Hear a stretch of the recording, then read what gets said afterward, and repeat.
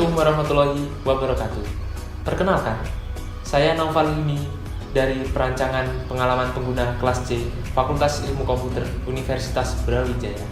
Di sini, saya akan menjelaskan tentang UX approach, yaitu dengan menggunakan metode Double Diamond.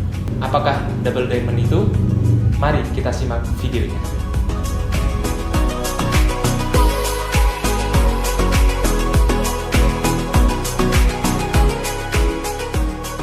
Metode Double Diamond. Metode Double Diamond adalah sebuah desain yang menitik beratkan pada analisis sebuah masalah untuk menemukan atau membuat sebuah solusi. Metode ini dikembangkan oleh The British Design Council pada tahun 2005. Dalam proses ini, dalam mendesain dibagi menjadi 4 fase. Yang pertama adalah discover, yang kedua adalah define, yang ketiga adalah develop, dan yang terakhir yaitu deliver. Dalam fase ini adalah kerangka berpikir untuk memecahkan masalah maupun merancang suatu apapun.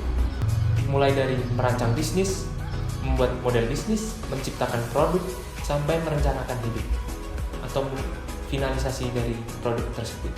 Dalam metode ini, proses kreatif dimulai dari mengembangkan ide-ide sebanyak mungkin, kemudian menetapkan opsi yang terbaik terlebih dahulu. Namun pada model ini, sudah terlihat bahwa tahapan terjadi menjadi 2 proses.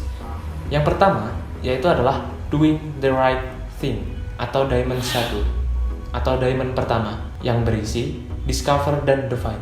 Yang kedua, yaitu adalah doing things right atau yang bagian kedua dalam double diamond. Yang untuk lebih detailnya, mari kita bahas pada video ini. Untuk yang pertama, yaitu adalah discover. Dalam discover ini, proses dimulai dengan adanya pemicu. Entah pemicunya itu adalah ide, masalah, tantangan, maupun berbagai macam ide-ide lainnya. Proses ini bisa dilakukan dengan cara observasi atau riset, entah itu riset pasar, riset pengguna, ataupun FGD. Target di sini ditujukan untuk mendapatkan insight. Dan ini bertujuan untuk calon pengguna kita dapat mendengar, merasakan dari sudut pandang mereka. Dan yang kedua adalah define. Pada define ini, kita fokus menetapkan masalah mana yang akan diselesaikan, mana yang terpenting, mana yang layak dikerjakan, dan mana yang layak dikerjakan terlebih dahulu. Dan tujuannya adalah mana masalah yang paling penting untuk diselesaikan. Proses ini dilakukan dengan cara mengumpulkan data riset-riset sebelumnya pada discover, bisa menganalisisnya, mengumpulkannya, dan mengelompokkannya. Dan hasil akhir pada tahap ini yaitu adalah final brief yang akan dipecahkan untuk selanjutnya. Yang ketiga adalah develop.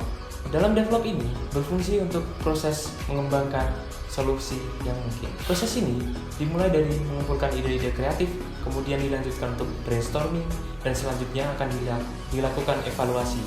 Bisa melalui voting untuk mempertimbangkan dampak-dampaknya untuk kedepannya.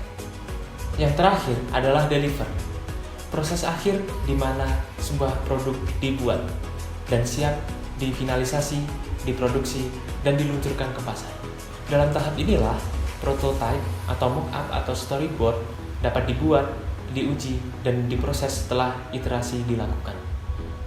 Target dari tahap ini bukanlah untuk menghasilkan produk yang ideal untuk memecahkan masalah, namun ditujukan untuk produk yang berstandar atau MVP atau minimum viable product dengan fungsi minimal untuk menyelesaikan sebuah masalah awal. Namun secara umum, proses mendesain sangatlah kompleks dan misterius.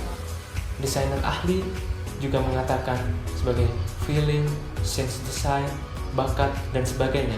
Namun dalam tahap ini dapat menyederhanakan dan dapat mengurangi kemisteriusan tersebut. Sekian video yang dapat saya sampaikan. Semoga bermanfaat. Apabila ada kesalahan, saya mohon maaf. Saya undur diri. Wassalamualaikum warahmatullahi wabarakatuh.